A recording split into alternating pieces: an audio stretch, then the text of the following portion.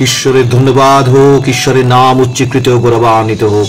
আমি রেভারেন্ড পার্থ চ্যাটার্জি আবার একবার আপনাদের সামনে উপস্থিত হয়েছি ঈশ্বরের বাক্য নিয়ে, যা গৃহীত হয়েছে মথি লিখিত সুসমাচারের 18 অধ্যায় 21 থেকে 35 পদ। একদিন পিতর প্রভু যীশু খ্রিস্টের কাছে এসে জিজ্ঞেস করলেন, প্রভু, আমার ভ্রাতা আমার নিকটে কতবার অপরাধ করিলে আমি তাহাকে ক্ষমা করিব? কি 7 বার পর্যন্ত? যীশু তাহাকে কহিলেন, তোমাকে বলিতেছি না 7 বার পর্যন্ত, কিন্তু 70 গুণ 7 বার পর্যন্ত। এজন্যে স্বর্গরাজ্য এমন এক রাজার তুল্য, যিনি আপন দাসগণের কাছে হিসাব লইতে চাহিলেন। তিনি হিসাব আরম্ভ করিলে একজন তাহার নিকটে আনিত হইল, যে তাহার 10 সহস্র তালন্ত ধারিত। কিন্তু তাহার পরিশোধ করিবার সঙ্গতি না থাকাতে তাহার প্রভু তাহাকে ও তাহার স্ত্রী পুত্রাদি সর্বস্ব বিক্রয় করিয়া আদায় করিতে আজ্ঞা করিলেন। তাহাতে সে দাস তাহার চরণে পড়িয়া প্রণিপাত করিয়া কহিল, হে প্রভু, আমার প্রতি ধৈর্য ধরুন, আমি আপনার সমস্তই পরিশোধ করিব। তখন সে দাসে প্রভু করুণাবিষ্ট হইয়া তাহাকে মুক্ত করিলেন ও তাহার ঋণ ক্ষমা করিলেন। কিন্তু সেই দাস বাহিরে গিয়া তাহার সদাসদের মধ্যে একজনকে দেখিতে পাইল, সে তাহার 100 সিক্কি ধারিত। সে তাহাকে ধরিয়া গলা টিপি দিয়া কহিল, তুই যা ধারিস তাহা পরিশোধ কর। তখন তাহার সদাস তাহার চরণে পড়িয়া বিনতিপূর্বক কহিল, আমার প্রতি ধৈর্য করো, আমি তোমার ঋণ পরিশোধ করিব। তথাপি সে সম্মত হইল না, কিন্তু গিয়া তাহাকে কারাগারে ফেলিয়া রাখিল, যে পর্যন্ত ঋণ পরিশোধ না করে। এই ব্যাপার দেখিয়া তাহার সহদাসেরা বড়ই দুঃখিত হইল, আর আপনাদের প্রভুর কাছে গিয়া সমস্ত বৃত্তান্ত বলিয়া দিল। তখন প্রভু তাহাকে কাছে ডাকাইয়া বলিলেন, দুষ্ট দাস, তুমি আমার কাছে বিনতি করাতে আমি তোমার ওই সমস্ত ঋণ ক্ষমা করিয়াছিলাম। যেমন আমি তোমার প্রতি দয়া করিয়াছিলাম, তেমনি তোমার সহদাসের প্রতি দয়া করা কি তোমার উচিত ছিল না? আর তাহার প্রভু ক্রুদ্ধ হইয়া পীড়নকারীদের নিকটে তাহাকে সমর্পণ করিলেন, যে পর্যন্ত সে সমস্ত ঋণ পরিশোধ না করে। আমার স্বর্গীয় পিতাও তোমাদের প্রতি এরূপ করিবেন, যদি তোমরা প্রতিজন অন্তঃকরণের সহিত আপন ভ্রাতাকে ক্ষমা না করো। অর্থাৎ আমরা যেভাবে অপরকে ক্ষমা করতে শিখব, আমরা সেইভাবে ক্ষমা পাব। তাই জন্য যদি আমরা 7 গুণ 70 বার যদি অপরকে ক্ষমা করি, তাহলে হয়তো ঈশ্বর 700 গুণ 7 সহস্র বার আমাদের সকল পাপ, অন্যায়, অপরাধ, ভুল ত্রুটি মার্জনা করবেন। কারণ ঈশ্বর দয়াবান, ঈশ্বর তিনি আমাদের প্রতি করুণাময়, কিন্তু তিনি দেখতে চান যে যেন আমাদের জীবনেও আমাদের সহদাসদের প্রতি, আমাদের অন্য সহবিশ্বাসীদের প্রতি, মানুষের প্রতি যেন আমাদেরও ভালোবাসা থাকে, আমাদেরও প্রেম থাকে, আমাদেরও ক্ষমা থাকে। আর যদি আমরা ক্ষমা প্রদর্শন না করতে পারি, তাহলে আমরা কোনোদিন ঈশ্বরের কাছে ক্ষমা আশা করতে পারবো না। যেরূপ তুমি আশা করো এই পৃথিবী তোমার প্রতি করবে, সেই রূপ তুমি তাহাদের প্রতি করো।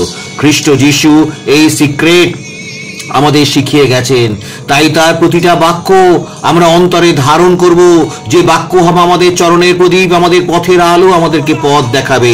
ঈশ্বরের ধন্যবাদ হোক, ঈশ্বরের নাম উচ্চীকৃত। নমস্কার। আজকে বিশেষ দিন, যেটি 19 সানডে আফটার পেন্টিকস্ট বা পঞ্চসপ্তমীর পরে 19 রবিবার, 19তম রবিবার। সেদিনকে প্রভুর বাক্য আমাদের বলে যে যারা ক্ষমা করতে অস্বীকার করে তারা ক্ষমা পাওয়ারও অযোগ্য। অর্থাৎ those who refuse to forgive cannot be forgiven। তাই এই বিষয়টার উপর প্রথম হাফে আমি যে গসপেল রিডিং আছে, অর্থাৎ মথি লিখিত সুসমাচারের 18 অধ্যায় 21 থেকে 35 পদ পর্যন্ত, সেই গসপেল রিডিংয়ের উপরে একটা ডেমনস্ট্রেটিভ, অর্থাৎ একটা ভিডিওর সঙ্গে আমি সেটাকে সংক্ষেপে এক্সপ্লেন করেছি। ঈশ্বর আমাদেরকে আজকে শেখাতে চান যে আমাদের জীবনে অন্যের নিপীড়ন, অন্যের অবিচার, অন্যের ক্রিয়েট করা সমস্যা ইত্যাদি অনেক কিছু আসতে পারে, এবং সেগুলো আমাদের জীবনকে যথেষ্ট আপসেটও করতে পারে। এবং অনেক সময়তে দেখা যায় যে সেই বিষয়গুলোকে ক্ষমা করা আমাদের পক্ষে খুব কঠিন হয়ে যায়। যেমন আজকে যে স্ক্রিপচার রিডিংস তার মধ্যে দেওয়া রয়েছে আদি পুস্তকের 45 অধ্যায় 1 থেকে 8 পদ, এবং সেখানে আমরা যার কাহিনী পাই, সেই যোসেফ, তার প্রতি তার ভাইয়েরা যেরকম আচরণ করেছিল, যতটা ন্যাক্কারজনকভাবে যোসেফকে কষ্ট দিয়েছিল, এবং তার ভাইদের জন্য যোসেফকে যত বেশি অধিক কষ্ট করতে হয়েছিল, তারপরে সেই ভাইদেরকে ক্ষমা করা বোধহয় জোসেফের পক্ষে অসম্ভব ছিল। কিন্তু আমরা দেখতে পাই যে সেই জোসেফের উপর হওয়া সেই নিপীড়ন, সেই অত্যাচারকে ঈশ্বর কীভাবে তার মঙ্গলের জন্য ব্যবহার করেছিলেন। যারা প্রভুতে বিশ্বাসী তাদের জন্য মঙ্গলার্থে সকলেই একযোগে কাজ করতেছে। তাই যখন সব কিছু শেষে ড্রামাটিক্যালি যখন জোসেফের বদান্যতায় তার ভাইয়ের পুরো বংশে প্রাণ বেঁচে গেছে এবং আরও বহু মানুষের প্রাণ বেঁচেছে দুর্ভিক্ষের হাত থেকে, এবং যখন ভাইয়েরা ভাবছেন এবারে যে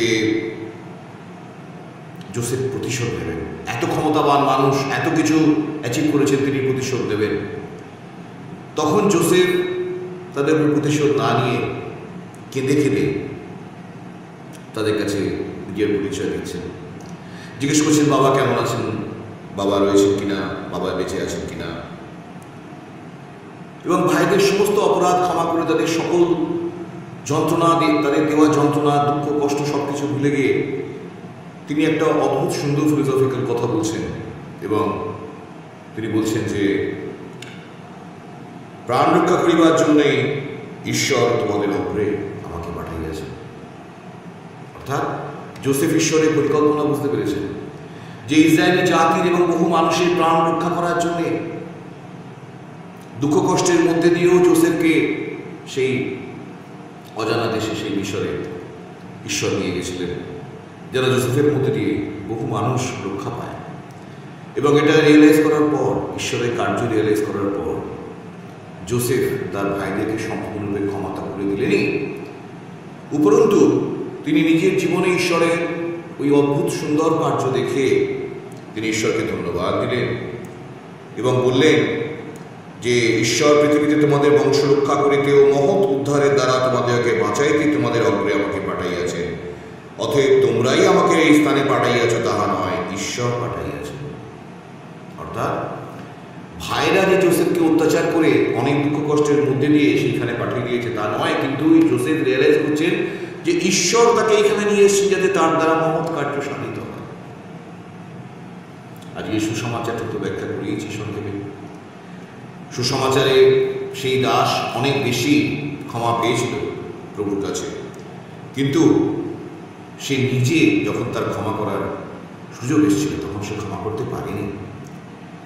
এমনকি আমরা যদি আজকে যে লিপিপাঠ রয়েছে সেই লিপিপাঠের দিকে যদি তাকাই তো দেখব যে সাধু পৌল তিনি দ্বিতীয় করিন্থীয়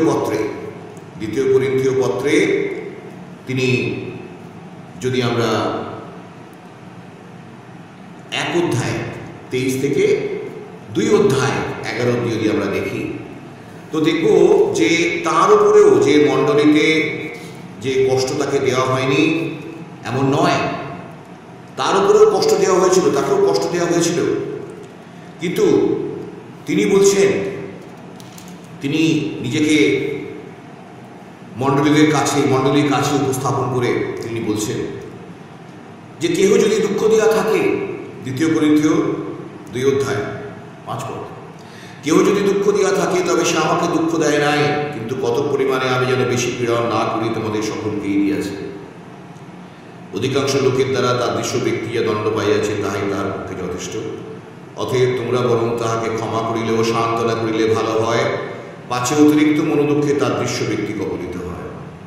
অর্থাৎ ঈশ্বরের রাজ্য স্থাপন কার্যে জোসেফের উপরে পৌলের উপরে হয়তো তার নিজের স্থাপন করা মণ্ডলীরই কেউ কেউ অত্যাচার করেছিল, কেউ কেউ মনোকষ্ট দিয়েছিল, কিন্তু সাধু পৌল বলছেন যে সে যা মনোকষ্ট আমাকে দিয়েছে, কিন্তু তোমরা তাকে বেশি পীড়ন করো না, বরঞ্চ ক্ষমা করো যেন তার মনোদুঃখ বৃদ্ধি না পায়।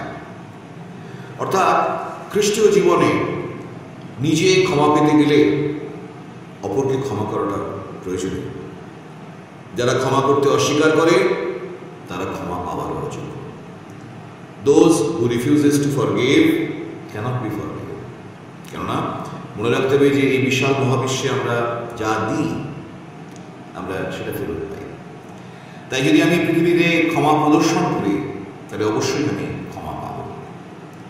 তাই আজকের দিনে আমাদের এই শিক্ষার বিষয় যে আমরা অনেক প্রকারে দুঃখিত হব, তাড়িত হব, নিপীড়িত হব, আমাদের উপরে হয়তো অত্যাচার হবে, হয়তো আমরা অনেকের কাছ থেকে অনেক মনোকষ্ট পাব, কিন্তু সর্বোপরি আমাদেরকে মনে রাখতে হবে যে আমাদেরকে সেই সকল অত্যাচারীগণকে ক্ষমা করতে হবে।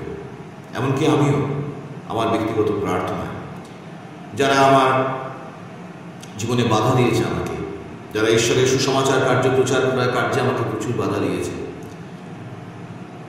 যারা ঈশ্বরের আত্মাকে দুঃখিত করেছে, পবিত্র আত্মাকে দুঃখিত করেছে, আমি কিন্তু তাদেরকে আপন হৃদয় থেকে ক্ষমা করেছি।